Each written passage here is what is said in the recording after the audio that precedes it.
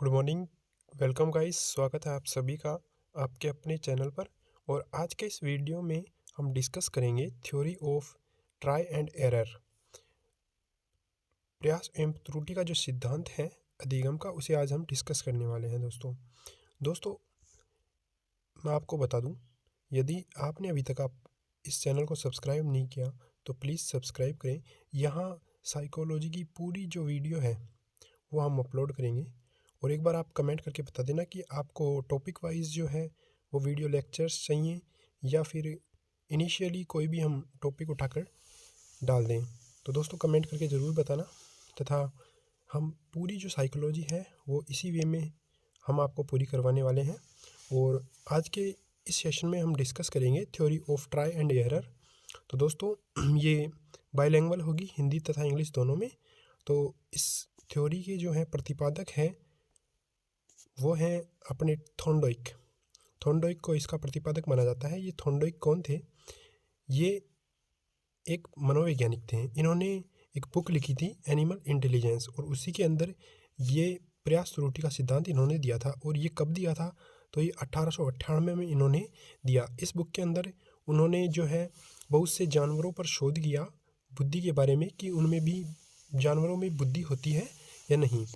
तो दोस्तों इस थ्योरी को अन्य नामों से भी जाना जाता है, जैसे संबंध का सिद्धांत भी इसे कहा जाता है, इसे योजनावाद का सिद्धांत भी कहा जाता है, इसे आवर्ती का सिद्धांत के नाम से भी जाना जाता है, वहीं इसे बंध का सिद्धांत भी कहा जाता है, वहीं हर्ष व दुख का जो सिद्धांत भी इसे कहा जाता है, वहीं उद्दीपन अनुक्रिया का सिद्धांत भी इसे कहा जाता है। देखो, संबंध का सिद्धांत इसे इसलिए कहा जाता है क्योंकि इसमें जो स्टिमुलस से संबंध एक है वो क्रिएट किया जाता है। वहीं योजना का सिद्धांत इसमें जो है प्लान्ड होता है सब कुछ। और इसमें आवर्ती का सिद्धांत, इस सिद्धांत को इसलिए कहा जाता है कि इसमें जो है हम सीखते हैं उसे बार बार आवर्ती करके सीखते हैं। बंध का सिद्धांत हम जो सीखते हैं उसके साथ हम अपन कनेक्शन एक है वो बनाते हैं। हर्ष व दुख का सिद्धांत भी इसे कहा जाता है। और उद्दीपन के जो प्रति अपन जो अनुक्रिया करते हैं स्टिमुलस के प्रति, तो इस कारण इसे उद्दीपन अनुक्रिया का सिद्धांत भी कहा जाता है। दोस्तों हम जानते हैं कि ये सिद्धांत था क्या। देखो उद्दीपन अनुक्रिया से आपके दिमाग में कुछ तो आ रहा होगा। तो दोस्तों बेसिकली ये था क्या, इसको हम एक स्टोरी के माध्यम से जान सकते हैं। जैसे कि यहाँ एक बिल्ली आपको दिख रही है। जो अपने थॉर्नडाइक साहब थे वो एक बिल्ली लेकर आते हैं और इस बिल्ली को 3 दिन तक भूखा रखते हैं। अब बिल्ली बहुत भूखी है और इसके बाद थॉर्नडाइक साहब क्या करते हैं, इस बिल्ली को ये जो आप एक पिंजरा देख पा रहे हो उसमें बंद कर देते हैं, जहाँ ये बिल्ली के पैर के नीचे एक पैडल है। इस पैडल को प्रेस करने से ये दरवाज़ा खुल जाता है। तो इस बिल्ली को करना क्या था कि इस पैडल को प्रेस करना था और दरवाज़ा खोलना था। पर दरवाज़ा बिल्ली क्यों खोले भाई? बिल्ली क्यों खोले दरवाज़ा? अंदर भी रह सकती है वो तो।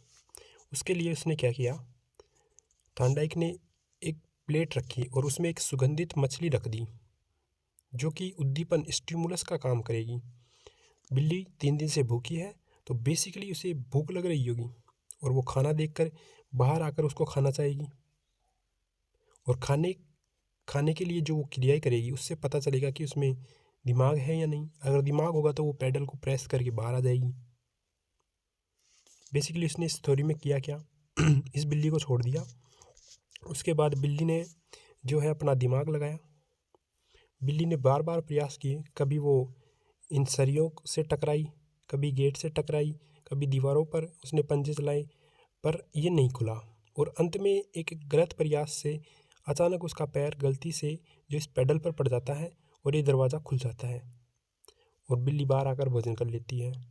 फिर दूसरे दिन उसने यही किया, उसको बिल्ली को अंदर डाल दिया। फिर बिल्ली ने प्रयास किया और बार बार वो गलतियाँ कर रही थी और अंत में फिर से उसका जो पैर है एक बार गलती से उस पैडल पर रख गया और दरवाज़ा खुल जाता है और वो खाना खा लेती है। इस प्रकार जो है 10 दिन तक यही जो प्रक्रिया है वो दोहराई जाती है थॉर्नडाइक के द्वारा।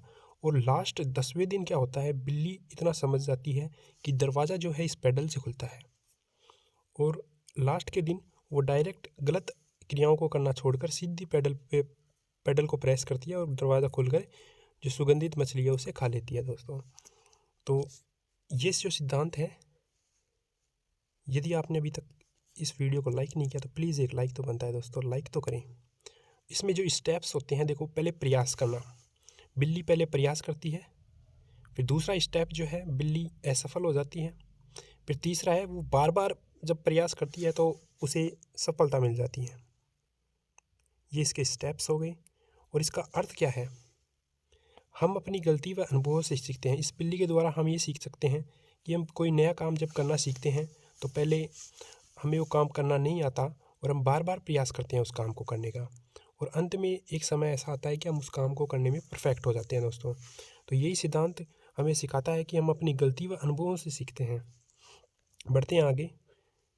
शिक्षा में यह किस प्रकार अपने उपयोगी हो सकता है और किस प्रकार इसको यूज़ किया जाता है, और क्यों अपने को ये एजुकेशन साइकोलॉजी में, शिक्षा मनोविज्ञान में ये पढ़ाया जा रहा है, तो ये भी जान लेना अपने लिए बहुत ही इम्पोर्टेंट है। उससे पहले यदि आपने अभी तक इस चैनल को सब्सक्राइब नहीं किया तो लाल वाला जो बटन नीचे आ रहा है सब्सक्राइब का, उसको प्रेस कर लें। इसका जो एजुकेशन में जो उपयोग है वो पहला है, मंद बुद्धि बालकों के लिए यह सिद्धांत है वो बहुत उपयोगी है दोस्तों।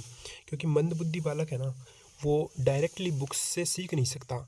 उसे कोई भी चीज़ सिखाई जाएगी तो वो बार बार प्रयास करेगा और उससे वो करना सीख जाता है। जैसे उसको ए ही बनाना है तो ए बनाने में वो बार बार जब प्रयास करेगा, जब बार बार उसे एक्सरसाइज कराई जाएगी तो एक दिन ऐसा आएगा वो परफेक्ट हो जाएगा ये बनाने में, और उसके लिए ये सिद्धांत बहुत ही उपयोगी है।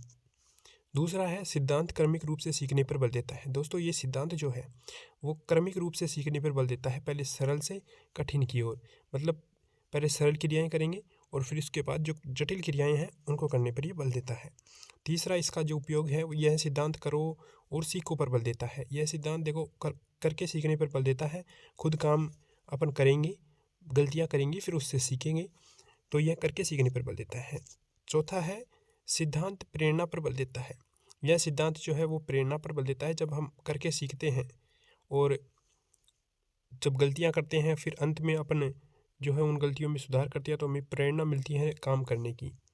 दोस्तों अगला है, यह स्वयं अधिगम द्वारा सीखने पर बल देता है। दोस्तों यह जो सिद्धांत है वो स्वयं अधिगम द्वारा सीखने पर बल देता है, क्योंकि बार बार जब हम गलतियां कर रहे होते हैं तो हम अपने आप से ही सीख रहे हैं। यदि उसके जगह अपन टीचर से सीखें तो एक बार गलती करने पर वो पे उस गलती को सुधार करवा देते हैं, जिससे अपन जो है स्वयं अधिगम नहीं हो पाता। और यदि हम बालक खुद से सीखता है तो उसे स्वयं अधिगम हो जाएगा और वो गलतियाँ वो दोबारा नहीं करेगा।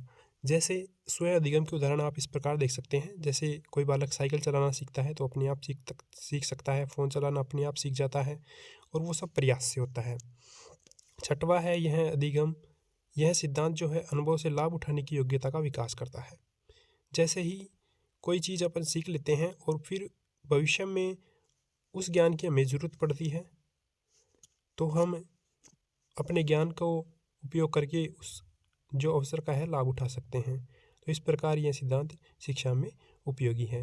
यदि दोस्तों आपको ये वीडियो अच्छा लगा हो तो लाइक करें, तथा इसी प्रकार की वीडियो देखने के लिए हमारे चैनल को सब्सक्राइब करें, तथा बेल आइकन ज़रूर प्रेस कर दें, जिससे आपको नवीनतम वीडियोज़ की जो नोटिफिकेशन है वो मिल जाए।